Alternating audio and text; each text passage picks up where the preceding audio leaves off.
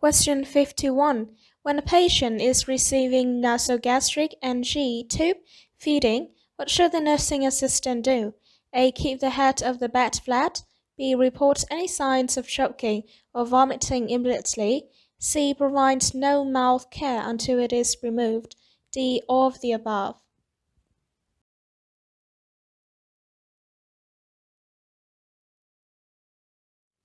Answer B. Explanation. Report any signs of choking or vomiting immediately. A nasogastric entry tube feeding is a tube that is passed through a nose into the stomach. One of the uses of an entry tube is feeding on a short-term basis. When a patient is receiving nourishment via the entry tube, the head of the bed is raised to reduce the chance of choking or aspiration. The patient must be observed for signs of choking, nausea, vomiting, and regurgitation of the liquid food. Excellent oral care is necessary for the patient during the time that the tube is in place. Question 52. A stroke patient with a paralyzed left arm may be able to feed himself if he uses A. Added weight flatware, B. A plate guard, C. A build-up spoon, D. All of the above.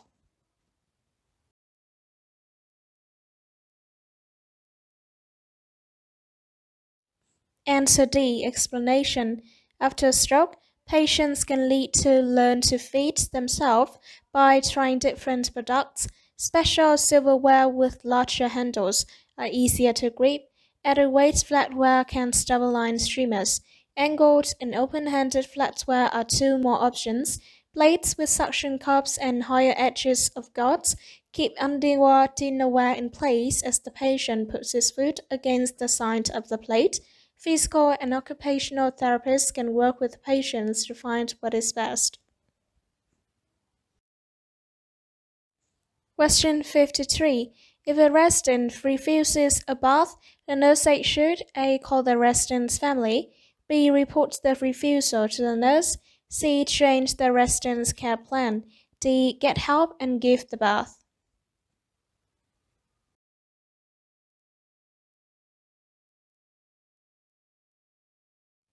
Answer B. Explanation.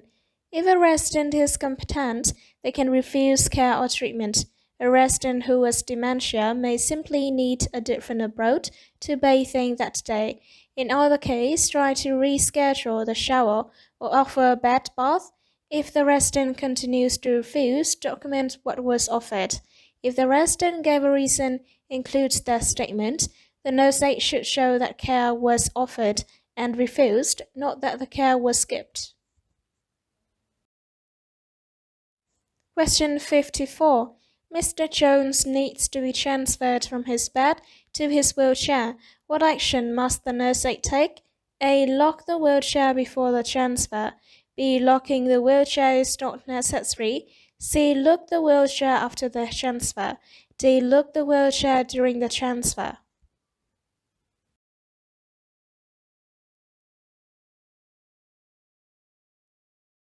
Answer A. Explanation. When transferring a patient to a wheelchair, the wheelchair must be locked before starting. The foot blades should be out of the way, and the floor should be free from obstacles. Position the wheelchair directly next to the bed.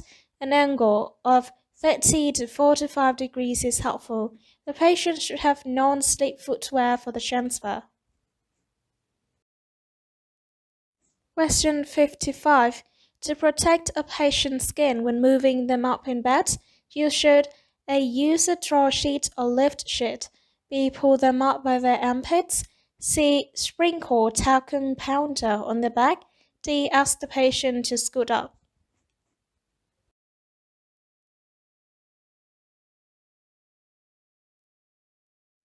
Answer A. Explanation. Use a draw or lift sheet to move patient up in bed. Two people are required to move the patient. Explain to the patient what you're going to do. Lower the head of the bed to flat position. Roll the patient to one side and place a round draw sheet as far as possible under the patient. Roll the patient to the other side to pull out the draw sheet. If possible, ask the patient to bend their legs. On a count of three, lift the patient up in bed, roll the patient to remove the draw sheet, and elevate the head of the bed. Question 56. Mr. Mac begins to fall as you are ambulating him. The first thing you do is A. Try to hold him up. B. Take him back to his room. C. Call for help. D. Lower him to the floor.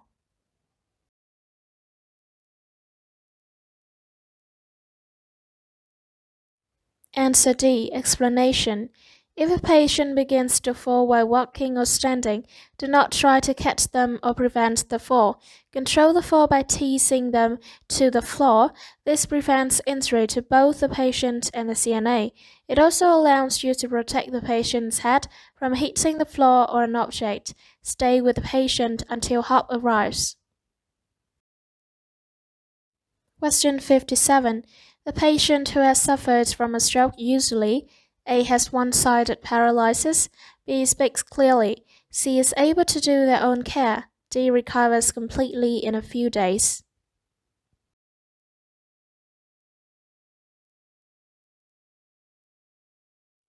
Answer A. Explanation.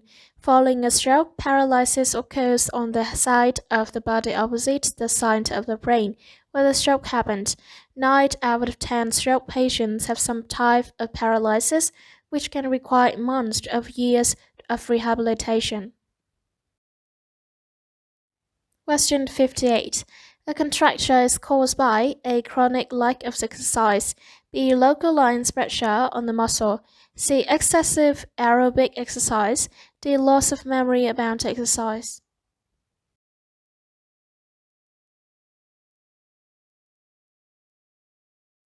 Answer A. Explanation. A contracture is a deformity that develops when muscles, joints, and connective tissue become stiff from lack of active exercise. It prevents the normal movement of the joints. The muscles get shorter, so arms or legs are unable to straighten.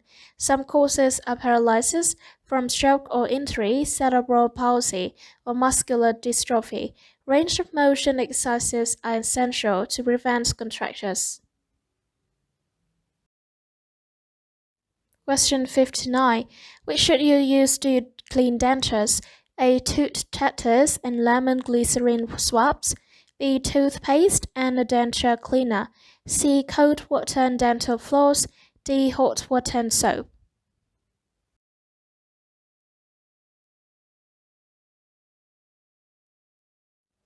Answer B. Toothpaste or denture cleaner. Explanation. Keeping dentures clean is an important part of patient care. Always handle dentures carefully because they are expensive. Before cleaning, place a paper towel or washcloth in the sink to provide a cushion in case the dentures fall.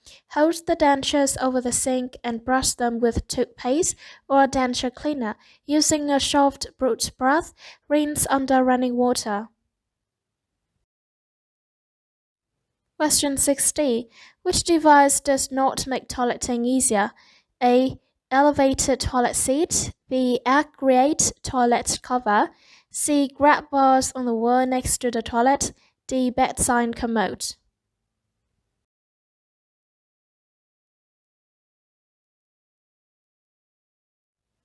Answer B. Explanation. Residents should be encouraged to be as dependent as possible, including when they use the toilet. There are many aids which make transferring, seating, and standing easier. An elevated seat is more comfortable and requires less leg strength. Grab bars let the resident pull themselves up and maintain balance. Bedside commodes are useful for residents who are unable to walk to the bathroom. Thank you for watching.